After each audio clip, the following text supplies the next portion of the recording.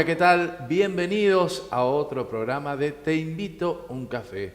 La mesa está lista, ya el café está servido para tener una charla amena en esta media hora con un amigo de aquí de la ciudad de Concordia, una persona muy querida, una persona de los medios también, que acaba de escribir su libro que se llama Semblanzas. Así que lo vamos a saludar porque queremos saber qué lo inspiró, qué es lo que llevó a escribir esta historia de su vida llevada a través de un libro. Estamos hablando del periodista Juan José Cornu. ¿Cómo estás? César, ¿qué tal? Gracias por la invitación, muy buenos días. Un gusto saludarte a vos y a la producción. Viste, yo digo Juan José, pero todo el mundo, ya todos te conocemos por Pato, Pato Cornu, presentando libros Semblanzas. Así es, exactamente. Sí, casi todo el mundo me conoce y me llama por el apelativo. Esto viene de la época muy lejana y después reafirmada con el tema del fútbol y también el tema del trabajo en el ferrocarril, porque en el ferrocarril había una cuestión que muchas veces no se sabía ni cómo era el apellido de los compañeros, pero sí el apodo. Claro. Si vos preguntabas, vamos a decir, Martínez, o con uno, no sé, ahora si decía Pato, sí, trabaja en tal lado. Claro. Y tiene que ver muy de barrio también, ¿no? Claro, Todos claro. por algún sobrenombre que ya de chiquito, ¿no? Viste que el barrio muchas veces, me imagino que ahora lo vamos a hablar, en Benito Lejerén, el barrio era la gran familia también, ¿no? Con ese sentido de pertenencia, ¿no? Totalmente, sí, el sentido de pertenencia, aunque hoy se ha modificado bastante las condiciones de Benito Lejerén. Ayer anoche estuve en Benito Lejerén precisamente, y se ha modificado mucho, pero la época en que yo vivía y otros muchos que después se fueron, vivíamos, era toda una comunidad.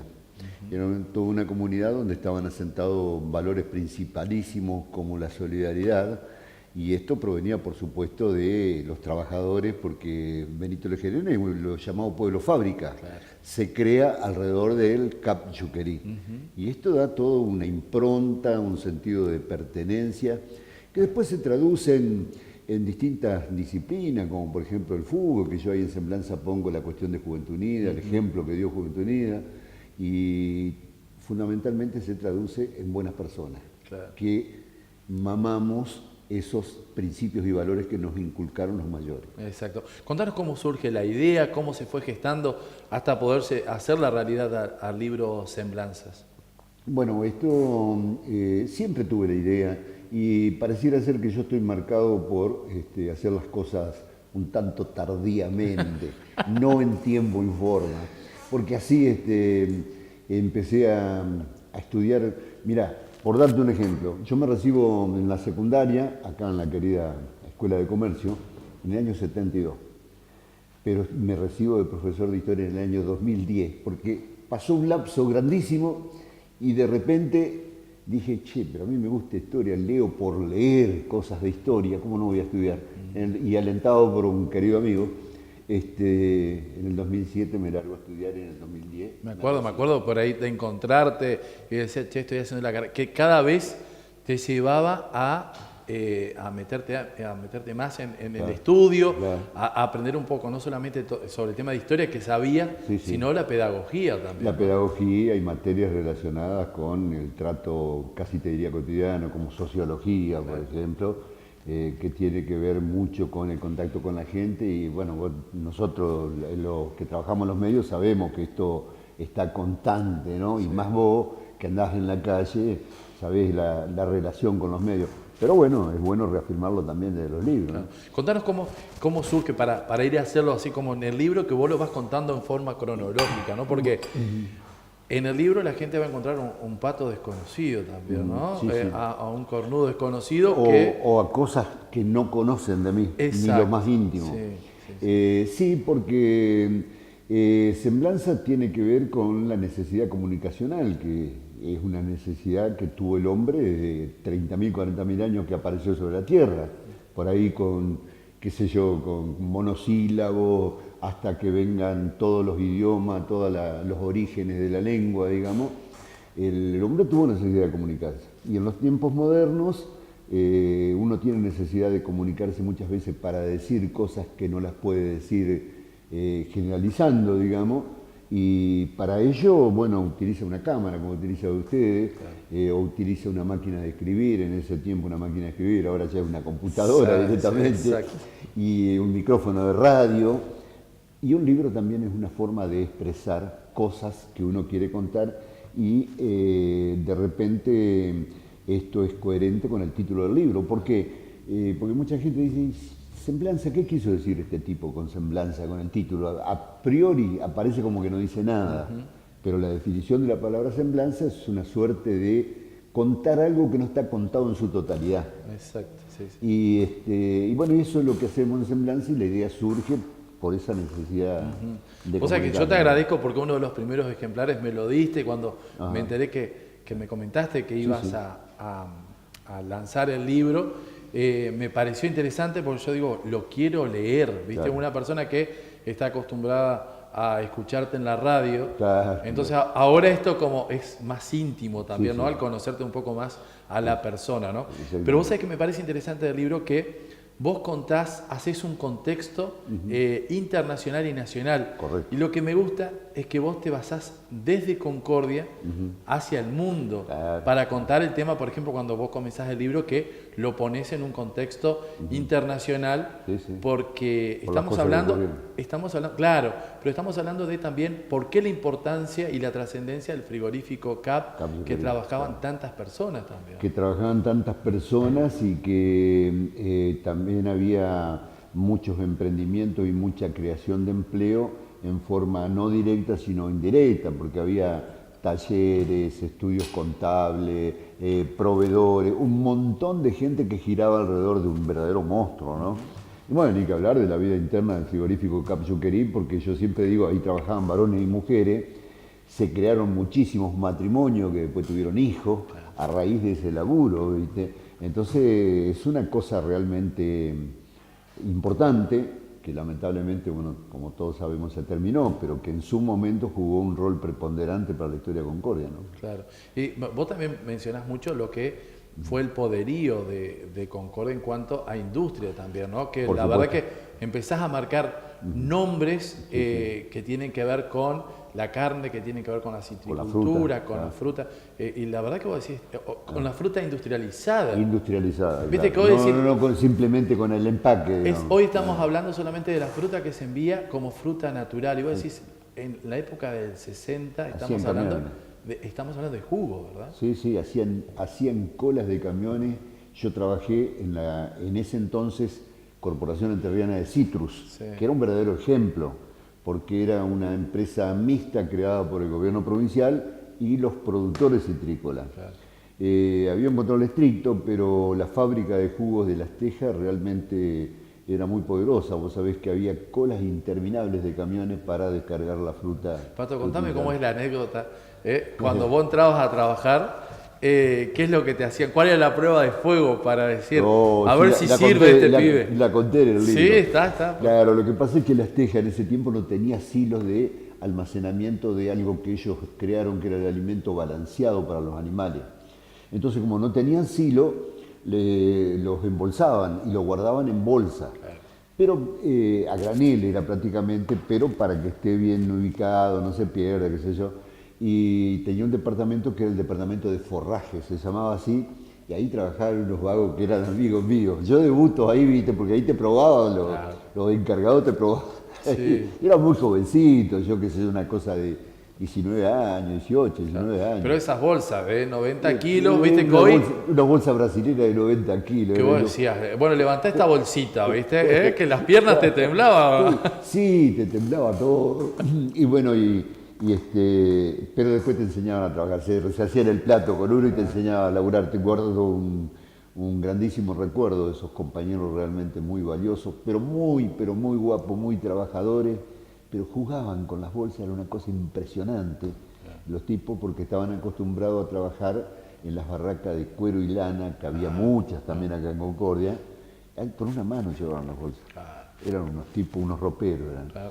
Bueno, con esos tipos aprendí a hombrear bolsa, uno de mis primeros laburos, ¿viste? Claro. Y después vino toda la historia. Que esto me parece interesante porque vos lo hablás en el libro también, cómo el fútbol Me llevó a eso. te llevó a esto, ¿no? Sí, De decir, che, hay que, a este pibe hay que darle una Hay que mano darle una porque es mano. buena persona, Claro. anda bien al Juega fútbol. bien al fútbol, claro. Contanos un porqué, viste que... Bueno, porque Juventud Unida, el equipo de Benito Lejerén, donde yo jugué mucho tiempo, era un equipo netamente de barrio.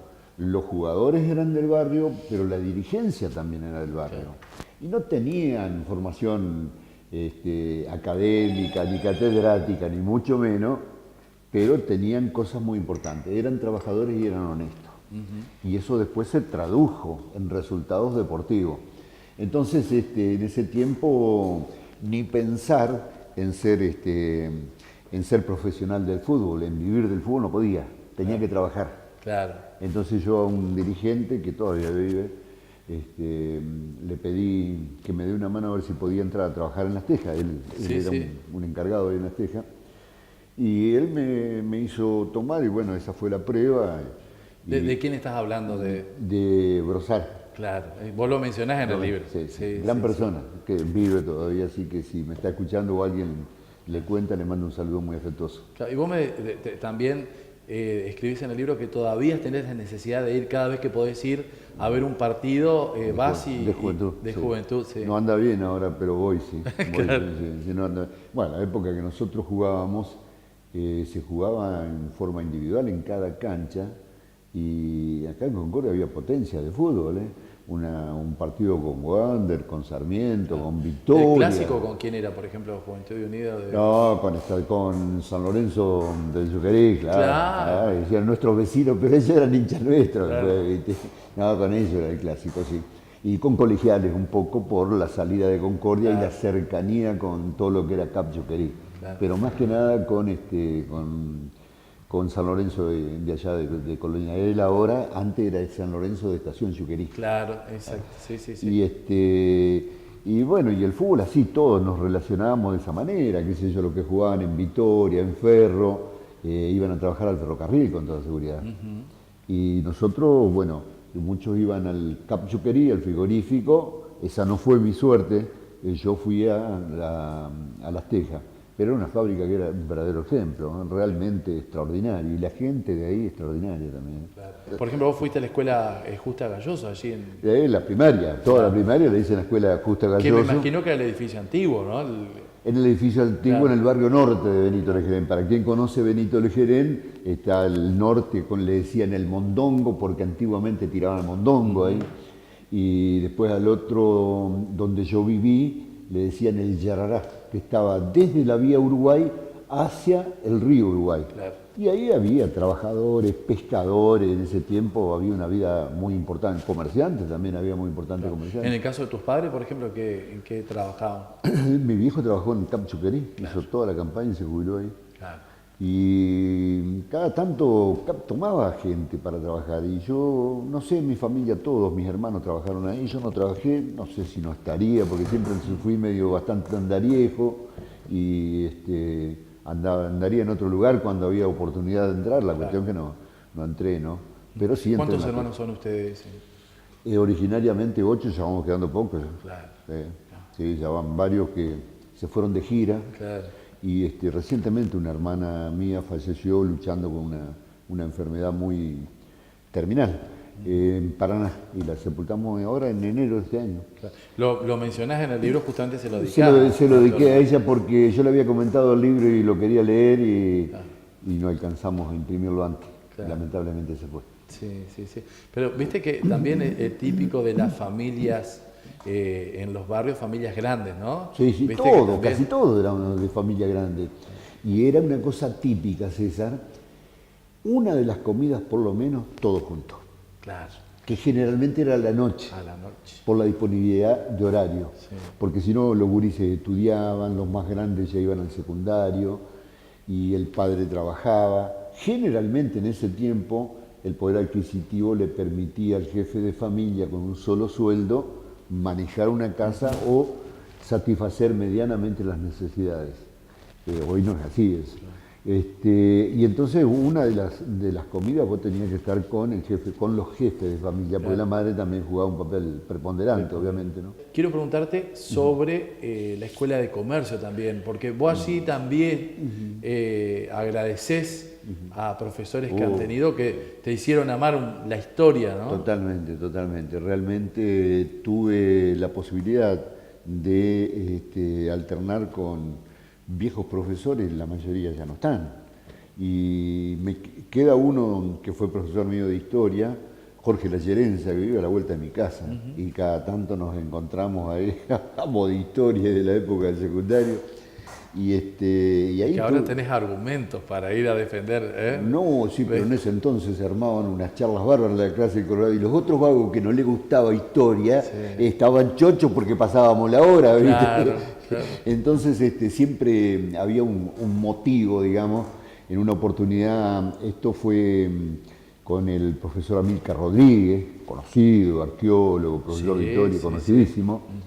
Yo encontré una piedra de los viejos asentamientos charrúas. Andando en la playa del frigorífico, encontré una piedra que vi que tenía una forma rara, distinta. Y la entré a mirar y vi que eran golpes de piedra de muchísimo tiempo atrás, donde le iban sacando pedacito a pedacito, seguramente para transformarlo en una punta de lanza o punta de flecha, no sé para qué sería.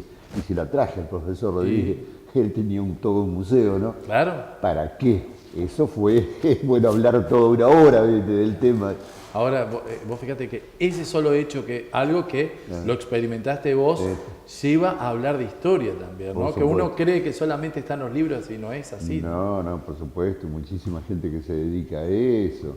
Y yo a lo largo de mi carrera, hablando de historia, tuve la oportunidad de entrevistar a capos grosos de historia. Acá mismo nosotros tenemos a Pesarini, yo te lo nombré a Jorge La Gerenza, hay otros tipos que saben, el Chino Cabrera, conocidísimo, tiene conocimientos acabadísimos de historia. La historia es larga, es muy larga, y nadie podemos decir que sabemos todo de historia, porque es mentira, es muy largo. Pero hay gente que se especializa en alguna parte de la historia. El Chino Cabrera, por ejemplo, habla mucho de la historia medieval, de la incidencia de la religión en la formación de los pueblos.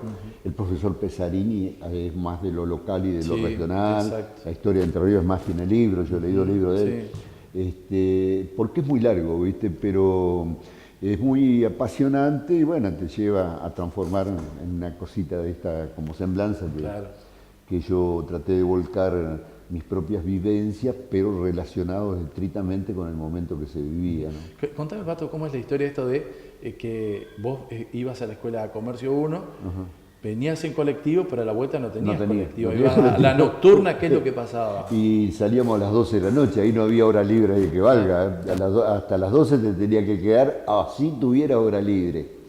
Y había una disciplina muy estricta, ¿no? Con profesores, director, por ejemplo, el profesor Benavento, que no está para nada, creo, pero vive, con muchos años, pero vive. Y bueno, y sí, yo para venir a Concordia, yo vivía en Benito Legerén, tenía colectivo. Ahora, para ir a la hora que salíamos no tenía. Y había un agravante, al otro día me tenía que levantar muy temprano porque iba a trabajar. Así que en más de una oportunidad me iba por la vía Uruguay, que pasa por Benito Legerén. Hoy ya no, esa vía no funciona más. Y bueno, y ganaba un poco de tiempo y así todo me demoraba una hora más por lo menos. Todo siendo había que atravesar el Puente Negro, ¿no? El Puente Negro, sí, una noche nada de luz ahí, todo oscuro, ¿no? Pero mucha gente hacía eso, ¿no? Los mismos trabajadores del frigorífico hacían eso, ¿no? Sí, hay historias que cuentan de la gente que a la madrugada iba caminando. O en bicicleta. O en bicicleta. Sí. Claro. Sí, había un caminito al lado de la vía que era mucho más liso, digamos, que el balastro que tiene la vía. Por la vía no podía circular, aparte venía un tren que llevaba puesto. En más de oportunidad nos encontrábamos con alguna formación ferroviaria que en ese tiempo circulaban bastante, en el medio del Puente Negro, por ejemplo. ¿Qué pasaba? Temblaban todas las estructuras, impresionante. Y ¿Tenías que tirarte abajo? Al costado, un lugar que le dicen los cajones, que van al costado de la vía, y bueno, ahí tenías refugio y pasaba la formación y después seguía, ¿viste? Claro. Pero en el momento era complicadito. Había que... Sé historias que nos han contado de gente que se ha quedado colgada de la bicicleta, por ejemplo, que venía con la bicicleta, que tenía que cruzarla al hombro, Sí, sí. venía el tren, no le daba para volverse, ni quedaba en el medio, Colgado con la bicicleta. y se quedaba colgado, que sembraba. Sí, ¿no? temblaba No, se todo, movía temblaba todo. Y se salvaban así de esa manera, porque caer de ahí cuando el río está abajo y tiene que hablar de 15, 20 metros, es una altura bastante grande, y inclusive ha habido muertes, ya no se conocen más porque han quedado en los anales de la historia, pero ha habido muertes, sí, lamentablemente. Claro. Y ha habido otros que se han salvado, han tenido mucha suerte, como esos que se quedaron enganchados en bicicleta. Yo conocí a uno que, pero mirá, viste que el dicho dice, al mejor cazador se le escapa la liebre. Claro. Tipos que estaban recontra acostumbrados, re canchero para pasar el puente con bicicleta y se cayeron. Claro. Tuvieron un accidente y no alcanzaron a caer hasta abajo de Exacto, todo, ¿viste? Se claro. salvaron por la bicicleta. Por la bicicleta. Yo le explico para la gente que por ahí no conoce, la distancia entre durmiente y durmiente permite la caída de un hombre, pasar un hombre, una persona, pero no una bicicleta. Claro. Entonces ahí te quedás enganchado con la bicicleta. Exacto, sí, tal cual. Contame la experiencia de ir a Cuba. Bueno, eso fue ya más reciente, más cerca de mi historia. Y bueno, siempre tuve intenciones de conocer Cuba, porque claro, en historia estudié, pero aparte había leído mucho con las... Porque vos fuiste afiliado, ¿no? Del partido... Yo fui militante del Partido Comunista, sí. Exacto. Sí, mucho tiempo, sí. Sí. Después, bueno, me decepcioné en varias oportunidades, largo de hacer historia, pero me decepcioné con la dirigencia del Partido Comunista en la época de la dictadura militar por el rol que jugó, y así como yo, muchísimos otros jóvenes medio no quisimos saber más del lío. Asistimos al 16º Congreso que se hizo en Parque Norte de Buenos Aires, donde los expulsamos a todos los dirigentes. ¿Ah, sí? Sí, los expulsamos. Sí, Eso sí que viene a la cabeza de los dirigentes o con la cabeza, ¿no? Sí, vino toda una renovación después con la recuperación de la democracia, ¿viste? Y los expulsamos. Claro, yo como muchísimos otros jóvenes creía en la construcción de una sociedad mejor, más justa, y dentro de ese marco, en ese entonces creía que era el Partido Comunista, el Partido Revolucionario que iba a llevar adelante esa reconversión, digamos, así como el Che, si vos lees lo del Che, el Che habla constantemente del hombre nuevo, el hombre que tiene que hacer el trabajo porque hay que hacerlo, el trabajo no por esperar una remuneración, y otras cuestiones así que tienen que ver con la rebeldía de la juventud, claro, pero que tienen que ver también con la ideología, el creer que otra sociedad es posible, ¿no? Claro. Y bueno, yo toda mi vida me he caracterizado por volcar esos conocimientos que tengo y esa idea en aportar un granito de arena para construir una sociedad mejor, ¿no? Claro. Es una especie de quimera, algo bastante irrealizable en los tiempos modernos que vivimos, pero en ese entonces... una utopía, ¿viste? Que y se una dice, utopía, claro. Uno creía en eso y ponía todo su esfuerzo en ese sentido. Te atrasaba en lo personal probablemente, claro, porque vivimos en un sistema y bueno, se deberían dar un montón de cosas que supuestamente se escribieron, que aparecen en los libros, y vos agarrás el manifiesto comunista y bueno, Marx y Engels hablaron de la sociedad ideal y otras cuestiones que verdadera utopía para los tiempos que vivimos hoy. Exacto. ¿Qué te pasó en Cuba, por ejemplo, cuando esa utopía, por así todavía se mantiene y que la llevan Sí, ellos la mantienen. A mí la idea que me dejaron los cubanos, y no siempre es coincidente con otros tipos que fueron, con otras personas que fueron, la idea que me dejaron es que ellos están conformes con lo que hacen, con lo que hicieron. Están conformes con el sistema de salud que tienen, con el sistema educativo que tienen, son muy críticos de la parte económica y de los salarios que paga el Estado cubano, son muy críticos, a mí mismo me lo han dicho. Y después es como que ellos dijeran, bueno, esto es lo que tenemos nosotros, esto es lo que logramos, el que le guste bien y el que no mala suerte. Claro. Están conformes con eso. Claro. Independientemente que hay mucha gente que o no entendió, o si entendió igual no le gusta, no está de acuerdo y quiere tomar otro destino. Ahora, son conscientes también que el bloqueo los limita muchísimo, ¿no? Fue criminal, claro. Fue criminal realmente. Un pueblo tan chico como Cuba, que no tiene recursos, para compararlo con la Argentina, por ejemplo, la Argentina tiene recursos infinitos. Cuba depende pura y exclusivamente del tabaco, y ahora ya ni de la caña de azúcar, porque es muy poco lo que queda de caña de azúcar, del tabaco y del turismo, pura y exclusivamente. Claro. Cambio, ¿Vos tuviste la oportunidad de ir a una casa? ¿No fuiste a un hotel? No, yo fui a una casa de familia. Casa, sí. ¿no? Yo fui a una casa de familia, sí, de un ingeniero agrónomo que trabaja para el gobierno, y bueno, en un pueblo muy humilde de La Habana, cerquita del centro, pero un barrio muy humilde. Y después de ahí sí, íbamos a distintos lugares, alternábamos con los días de playa, porque si bien nosotros fuimos en el invierno de ellos, para nosotros era caluroso igual y hacíamos playa todos los días. Pero no nos privábamos de recorrer los lugares, tiene muchísimos lugares muy lindos, las playas especialmente son muy recomendables.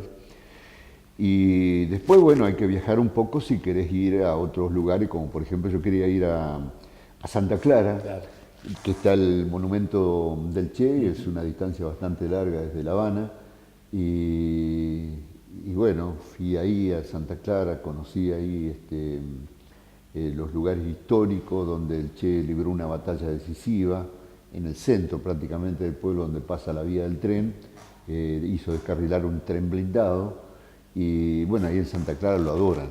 Che, en todo Cuba, en realidad, nosotros los argentinos nos quieren muchísimo, yo creo que por lo del Che y por lo de Maradona. Maradona también estuvo mucho tiempo ahí, ¿no? Sí, sí, sí. Una experiencia muy linda, yo le puedo recomendar a cualquiera, independientemente le guste o no le guste, la cuestión de la ideología, la cuestión política, que si va a Cuba no deje de ver el monumento al Che, porque realmente lo han homenajeado muy bien los cubanos. Es una cosa inmensa. Además tiene una afluencia turística donde te cansás de escuchar distintos idiomas. Yo estuve como una hora ahí sentado, ya lo recorrí enseguida. Ahora, ¿qué te pasaba? Porque me imagino vos con esta impronta y alguien que ha vivido con convicción sus cuestiones políticas, es un momento para decir, bueno, es un momento para contemplar, ¿no? Y por así estabas con tu hija, con tu nieto, que creo que es el tema de familia, ¿viste? Sentirte protegido, por eso también está bueno, ¿no? Y sí, no, por supuesto. Es más, el viaje a Cuba se hizo porque mi hija me lo regaló, me regaló los pasajes. Ella, bueno, sabiendo de mis ideas, aunque no las comparte mucho, pero sabiendo de mis ideas, me quiso regalar ese pasaje y bueno, no era un buen momento económico, pero dije, a lo mejor no lo hago más, así que lo hago ahora. Me aseguro. Lo aseguré. Sí. Exacto. Bueno, Pato, te agradezco porque me permitiste leerlo al libro. ¿Te gustó o no? Sí, lo recomiendo, lo recomiendo. Yo te lo dije antes de comenzar la entrevista, este es el Pato Cornu el que habla. Vos querías tener elementos para la Exacto. Bueno, eso habla bien de vos, que sos un verdadero profesional. Yo conozco el tema y he hecho exactamente lo mismo que vos con otros entrevistados. Exacto. Así que bueno, seguramente ya la gente lo va a poder leer, lo va a poder compartir y va a ser charla más de uno para charla de café para charlar y viste que te tienen a vos para decir, che, ¿a quién dijiste cuando comentaste? ¿Qué quisiste decir con esto? Claro. Así que estás vos para poder aclararlo. Gente, bueno, muchísimas gracias. No, al contrario, muchas gracias a vos, realmente un gusto. Y aparte es como que estoy en la casa, me encuentro con toda gente de los medios que les conozco, así que es realmente un gusto. Exacto. Gente, bueno, hemos pasado otro programa de Te invito a un café. Hoy hablando aquí con Juan José Cornu, o más conocido por todos por el Pato Cornu, hablando sobre el libro Semblanzas, que seguramente ya dentro de poco lo vamos a encontrar en las librerías, seguramente ya se lo podemos decir. Bueno, Pato, porque yo te comentaba fuera de cámara también, que esto hay que presentarlo también en Tierra del Fuego, donde hay una comunidad de gente de Benito Lejerén. De Córdoba me llamó una mujer Córdoba también. Pidiéndome. Así que bueno, ahora se va de gira el Pato por unos días. Vamos a tratar de instalarlo. Perfecto. No, acá hay un par de negocios donde ya está el libro, está en la vidriera. Y bueno, no vamos a decir nombre porque... No, pero la gente lo va a empezar lo van a ubicar, lo van a ubicar.